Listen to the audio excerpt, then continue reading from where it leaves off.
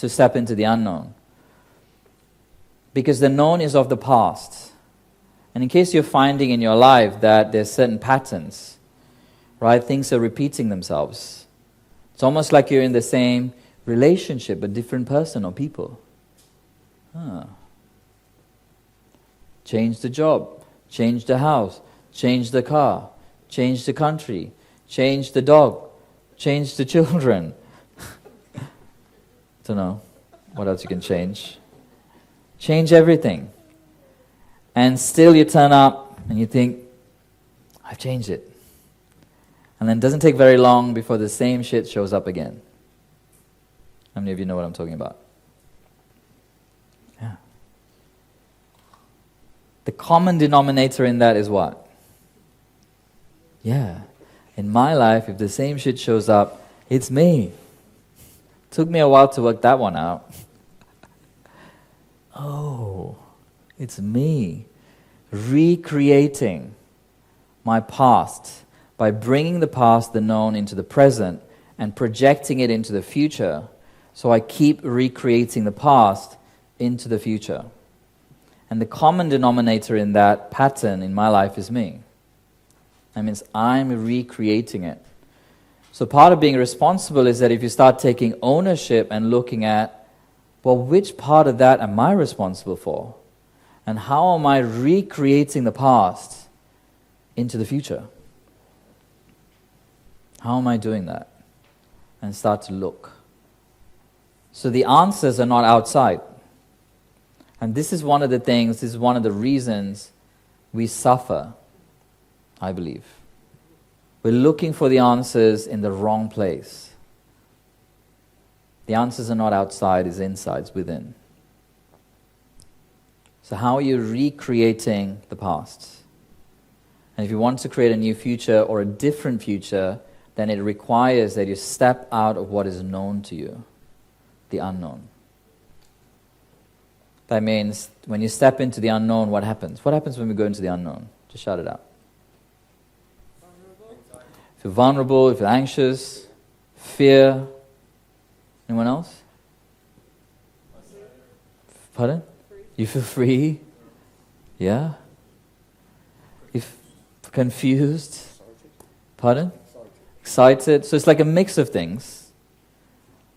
Right? But a lot of times, the unknown isn't this big, shiny, glamorous thing, right? It doesn't always just feel free or exciting.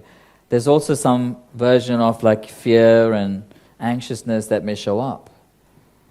Because when you step into the unknown, there's a part of you that goes, whoa, go back to the known. Why? Why does it do that? Just call it out.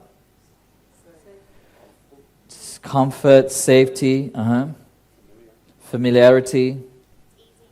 It's easy. So you want to stay in the known because the known, you know it. You can predict it. That means you can control it. Or at least we think we do. Which means if you can control it, then maybe someone said the word before, it's safe. It's safe in the known. I know this little bubble that I've created for myself. I'm just going to stay here because it's safe. Because if I step out there into the unknown, whoa, I could be unsafe. I could get hurt. Get hurt. And a lot of us have, pretty much all of us would have some kind of a reference point, right? Or reference in our body, in our nervous system even, where we've stepped out into the unknown a little bit and got hurt, so we had to come back to the known.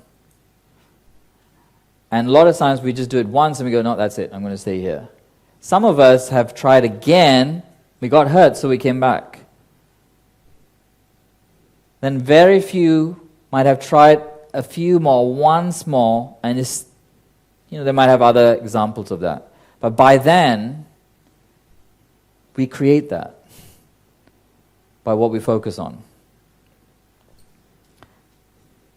Right? So you might have stepped out into the unknown, But you're looking for something bad to happen, so guess what?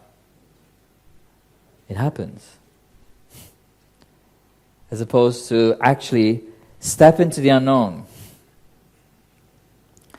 Now, I'm not saying put yourself in danger. That's not what I'm saying. Balance it with discernment. Use your wisdom. I'm not saying put yourself in danger. But if you're staying in the known, it's always going to be predictable. It's always going to be controlled. It's always going to be the same and more of the same. And you'll keep getting the same results. And nothing new is going to show up because there's no room for the new. So part of the work is to actually feel the anxiety, the fear, the this, the that, the potential, not safe, and step into it anyway and see what happens. And step into the next step and see what happens. And keep taking the step that not in your heads, because the head goes, don't do it. It's scary. You could get hurt. But then there's something else within you that says, no, go this way. Or go this way. Now, the steps that I've taken, where I'm here now, there's no way I won't know from back there what this is like. Being there, you'd have no idea. You could guess. And also, as I stepped, each step that I took, doors open up. Things start to open up. Have you noticed? But the doors won't open up if you stay there. Some of us do this thing where we stay in the known and we go, universe, or life, or whatever word works for you, quantum field. I need to know, I need all the assurance before I take the step that when I go there, it's going to be okay. What does the universe do? What does it say? The opposite. It says, well, up to you. Stay, move, do what you want. But I need assurances. No. If you want assurance, take the step and I'll open the doors. And we go, no. I can't control that, so I'm not doing it. Show me first. How many of you relate to what I'm saying? We negotiate with the universe. No, universe, I'm in control. Open the doors, then I will take the step. Open the doors, then I'll make the commitment. The universe goes, what? No. Good try. Until you listen to what you already know and take the step. And then when you step here, what happens? Then doors open up and things show up that you wouldn't have known when you were back there. And then you take another step and maybe different doors open up, different opportunities. Providence shows up. And then he goes, this way. The head goes, no, I want to go that way. And he goes, no, go this way. Okay. And when you come here, you can't imagine. And some of us have stayed in the known. And we wonder why we don't get, sorry if it's boring. Try and make it more fun. Some of us just want to stay there and we get the same results. And we are hoping for something magical to fall, I don't know, maybe from the sky, or something to happen, or some message to slap us in the face, or just say, give me a message, universe. Well, this is it. It's called this moment. It's called now. That's the message. Whatever you need, it's here. It's now. You have it. And it's not outside, it's within. It's up to you if you choose to take the steps or stay in fear and in the illusion of control. I hope you enjoyed that.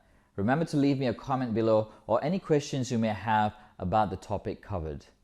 And if you haven't done so yet, hit subscribe and the bell icon so you'll be the first to know when I upload my next video. Also, if you know someone who may benefit from this video, please hit share and share it with them. See you in my next video.